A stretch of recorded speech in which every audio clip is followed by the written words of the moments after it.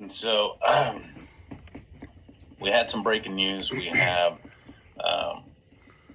basically a Pennsylvania court has unsealed additional documents in the Idaho University murders, revealing that police sealed several different items today, during that raid.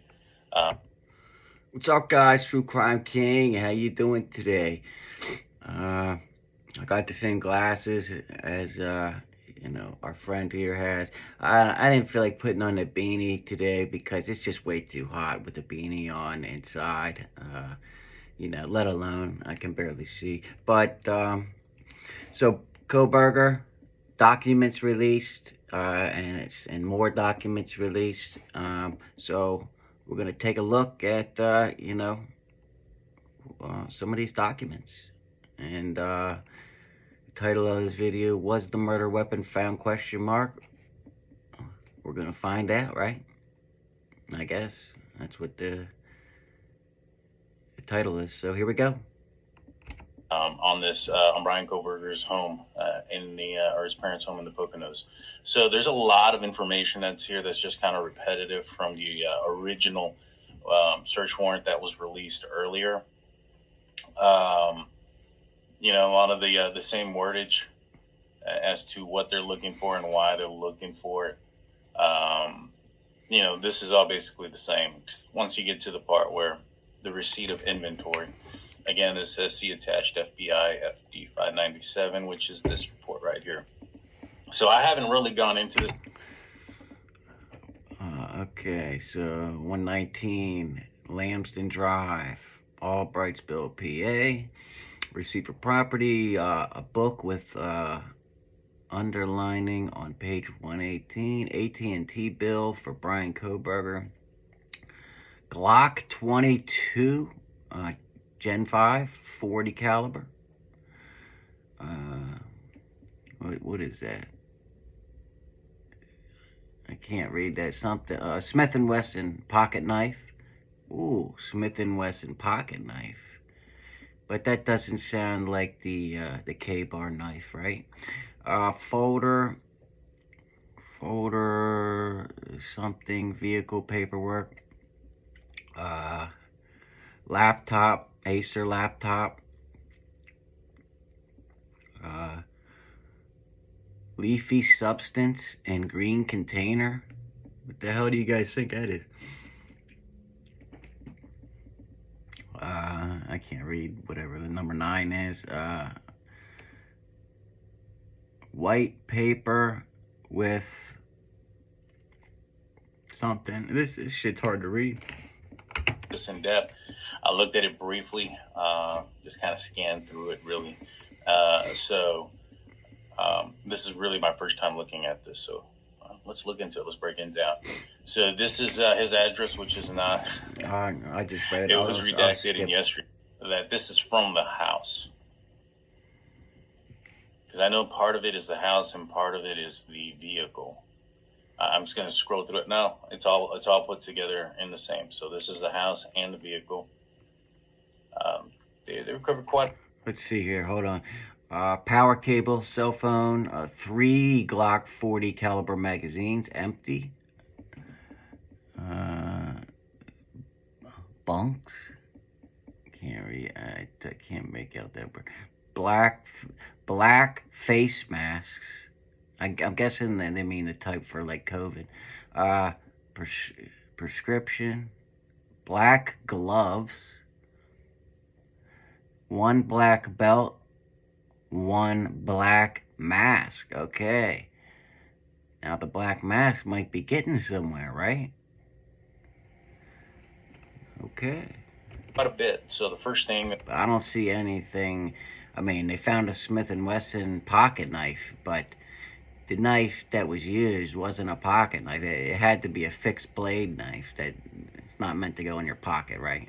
That they recovered is a knife.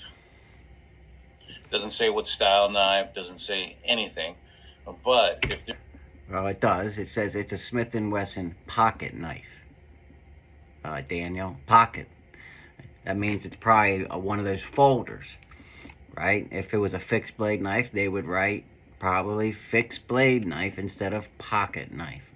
They're recovering it. It's one of two reasons. One, it was... So I'm guessing that's what he meant in the title by, just to get some more views. But murder weapon found. He was probably just talking about the Smith & Wesson pocket knife, which is, almost 100% not the murder weapon.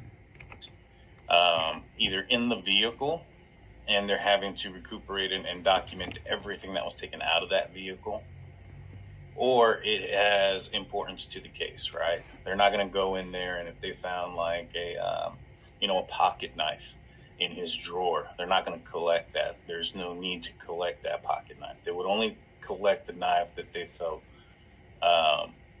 had to do something with the case. And so unless... Well, now... I mean, of course, they're gonna collect every knife, right? Any knife they find, right? Just to make sure, this is a quadruple homicide case, right? But we know from the coroner that it was a fixed blade style knife that had a guard on it, and a pocket knife doesn't have a guard on it. Okay, I know a lot about knives, so I could speak to this. It's not the murder weapon. Yes, unless it was a pocket knife. It says it right there, Daniel. Smith & Wesson pocket knife. What the hell are you talking about? That was in the vehicle, and they're taking inventory of it because they're going to possess the vehicle, and then everything in that car is going to be taken inventory of. Doesn't mean it's necessarily evidence. I gotta skip it's ahead just, a little bit. That they found an item, which is what this is, receipt for property. If this was from the home, this leads Smith & Wesson pocket knife. Documents, green leafy substance. I already read all Collected that. it. Face masks, but like what kind? 20 personal identifying documents, New Balance shoes. Okay, I'll read it. Let's let him read. Name, I can't read that. Colored jacket. Dark. Jackets. This is a shirt. See, it is kind of hard to read. Number one, because it's photocopied, right? And number two, because it's just not that good handwriting. Whoever wrote this, right? It seems like the old school kind of handwriting, doctor's handwriting, except not cursive, right? Shirt, pants. I think that says dune colored or dark colored. All right, I see it now. I'm sorry about that. Okay, there you're catching on, buddy. There you go. The handwriting on here isn't very well. So it's dark. I agree. Yeah, I agree with you there. I agree. Colored pants, jacket, shirt, jacket. So a lot of dark clothing is what he had with him. But I'm curious about, it says they found the one black face mask. Now, before, it did say they found the kind of mask that, you would use, like the medical kind of mask. But then at the bottom, they say the one black face mask. That's not, a medical kind of mask. One, a clear plastic glove. One, gosh, man, this handwriting is bad, y'all. I apologize for not being able to. Well, then just keep moving. Read that right. So another Glock. Okay, then they found a criminology book, and that's all you can read from that.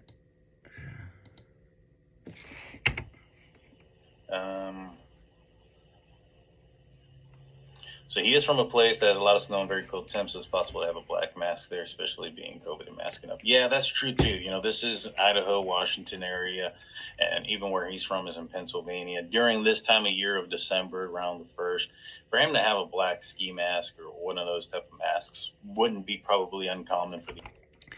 Yeah, I agree there. I mean, it definitely, I mean, I'm in Maryland and I have all kinds of masks for the winter, right? But it's different because, you know, it depends. It doesn't say ski mask. It doesn't say winter mask, right? And we know Kohberger was wearing that, you know, face mask when he committed the murders because Dylan told us that's what he was wearing, right?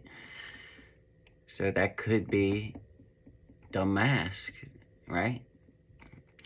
I mean, like I said, if it said balaclava or winter, full face mask, then we know that wouldn't be the mask. But it's a question mark.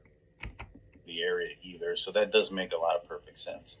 I mean, that's what it looks like sometimes, man. It's YouTube's fault. It sure is. Sure is. But let me know when you're ready to come on board. There he is, the man, the myth, the legend, Big Blue in the house. Oh, yay, guys. Big Blue's here. We get to hear his thoughtful, conversations that he always puts forth. What's going on, everybody? Not much, man. Not much, dude. We're just trying to get through this. So far, just what do you think, bro? Yeah, I mean, Okay, we've already went through this document. I'm gonna try and.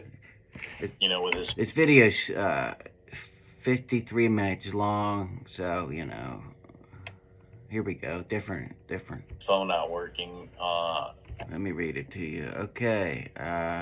The 4 a.m. ambush attack killed 21-year-old University of Idaho students Kaylee Madison and 20-year-old Xana and her boyfriend Ethan. Okay, 2015 Hyundai Elantra with the VIN. Swab Ziploc bag with pink zipper. Seven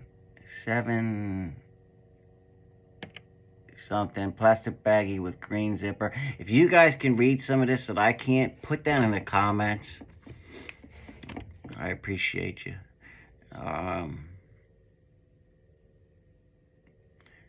3D 330s, 2 nickels, 8 pennies, gloves, receipts, car insurance card, car registration, hiking boots, comfort in room key, key holder, and stay information, tire or whatever, shovel, goggles, floor mats, reflective vest, water bottles, wrench, door panel, seats, seat cushions, headrest.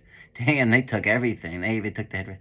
Seatbelt, visors, fiber. I'm guessing they found some kind of fibers. Brake pedal, gas pedal. Damn, they took the whole car apart. Phone charger, Band-Aid, wrappers, maps. You know why he had maps, probably? Because no one has maps anymore. Because he probably didn't want to use his fucking phone. Because he knew he was being tracked, right? So he's got maps. I mean, we know in that footage where him and his dad got pulled over, his dad actually had his phone out, and you could see his navigation was pulled up, right? So why would they need maps? Why would he need maps? For when his phone's turned off and he doesn't want to be tracked and he's stalking and killing people. Let's see. Documents, seatbelt boot. Seatbelt boot. I don't know what the hell that is. I mean, every state has a little bit of different language. If you know what he's talking about, put it in the comments for me. Or maybe I'm just stupid. I don't know. After the murders and during the murders, it's been assumed that there's a possibility that he went out there and dug up something, maybe hid the evidence somewhere. There's shovel, there's hiking boots, there's goggles, reflective vests. Let's see. Well, I mean, I have a little shovel in the back of my, SUV just in case. I mean, it comes in handy. Like if you get stuck, you can dig yourself out. There's a lot of uses for just a little shovel. But in Kohberger's case, which is he's an alleged killer, he very well could have dug a hole and put the murder weapon in. Right? He's not going to keep that at his house, right? Well, who knows by this point? We know Kohberger isn't the smartest tool in the shed. I mean, so I don't know. Now, this is just what they gathered from the arrest, right? This is what they were able to do to be jogging at night, which I've seen a lot of people do. People get hit by cars all the time just jogging down the street. Oh, yeah, man, 100%, 100%. And so, Ziploc. He said that the reflective vest could be in there for jogging at night. All right, yeah, good contribution, Big Blue. Let's see. From hitting his head on something, and maybe can't listen. Blood. All right. My car. Mine, you'll find. Try and find a different. Absolutely nothing but 2 seats. Let's find a different document or something here. Here we to represent Kohberger. She also claimed that she had given Taylor power of attorney. So, I know this has nothing.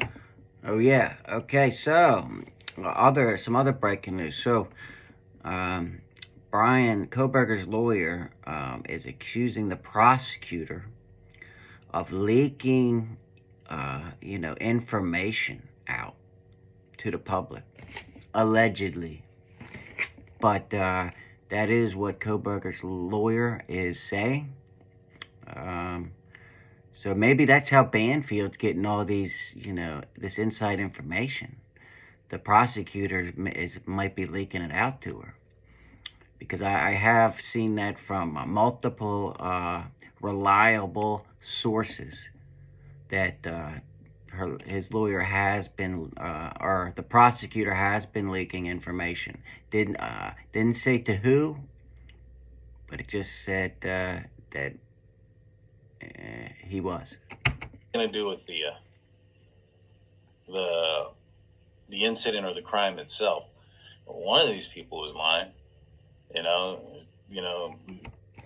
Newly unsealed court documents reveal Idaho murder suspect public defender told a judge she had no conflict of interest that would prevent her from representing Kohberger. What? You were just defending one of the victim's mothers. How is that not a conflict of interest? Right? How is that not? She was just, Ann Taylor was just representing Kara Kernodle, right? But we know she withdrew from the case, so that doesn't make any sense at all.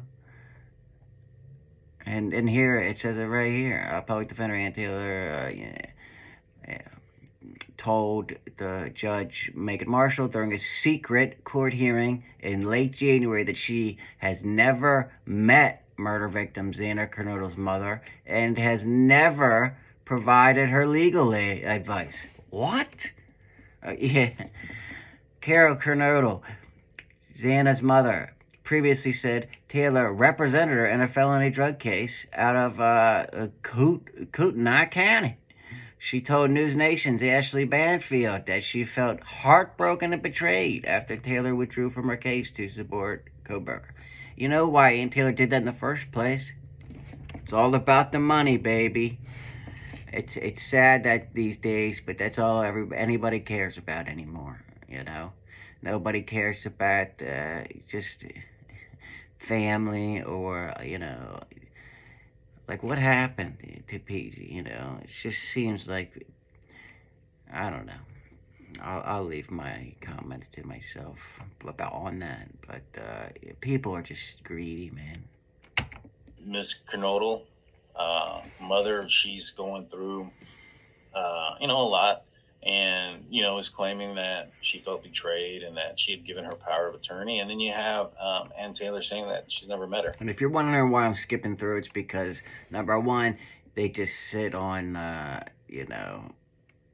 they sit on some of these for way too long. He wants the Big Blue to chime in, which, in my opinion, he doesn't offer anything of value. That's just my opinion. So, and the video is 53 minutes long, which I don't like doing those long of videos. People don't usually watch a whole 53-minute video, or most people. So that's why I don't usually do them. But that's why I'm skipping through. She had no contact or relationship with Kara Knodel and never met or provided her with legal advice. See, they're still on the same thing. Show, and then afterwards, in my truck, for about 30 minutes or so, we do an after show just for the members only. Oh my God. She should excuse herself from this case. She already has, man. Come on. Yeah, Big Blue. No. He had and things like that. I wonder which book they confiscated, and I wonder what the saying is that he has highlighted. I do too, man. It's got to be what he has highlighted? Something crazy or a big deal for it to be. And then the medallion also is a question. Doesn't want to be known as a child taker. That's not a healthy reputation to have in prison. Get him thinking that maybe he was in a trance when he committed his murders. If he's arrogant, then he'll be nonchalant. Let him speak in the third person if he wants. So that's just the first paragraph. It's talking about that. So it's not this book. Hi, man. It's a different BTK book, not the Inside the Mind. So they're reading a page from the book of, the BTK killer. I don't know. I guess to draw comparisons to Kohberger. Let me see here. I'm trying to... True. But I think that was the pocket knife. But then again, the sheath that was left behind was definitely it's right here, the Smith & Wesson pocket knife. The sheath. If it has a sheath, right, that automatically means it's a fixed blade knife, okay? Pocket knives do not have sheaths. You could get them, right? But, if it has a button, that's where they found his DNA. If it has a button, then it's got to be a fixed blade knife. They've been looking for a K-bar style knife, which is a fixed blade knife the whole time.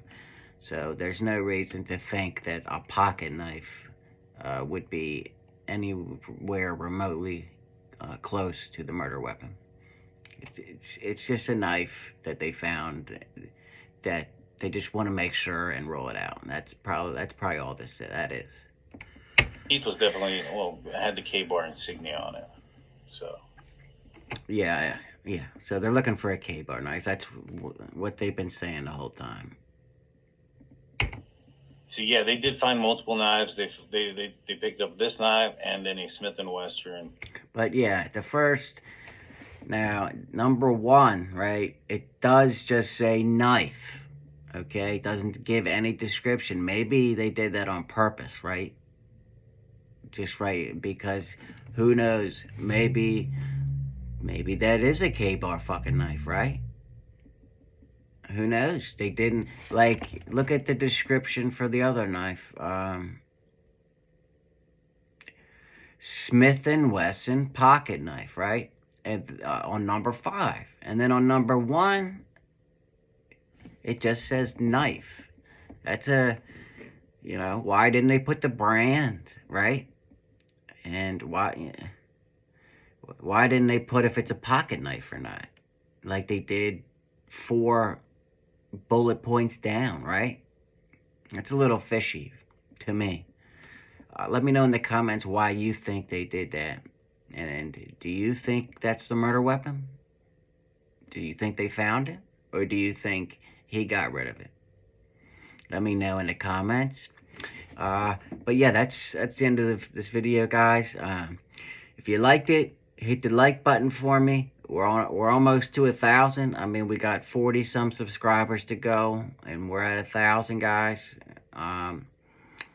So yeah. Until next time, True Crime King out.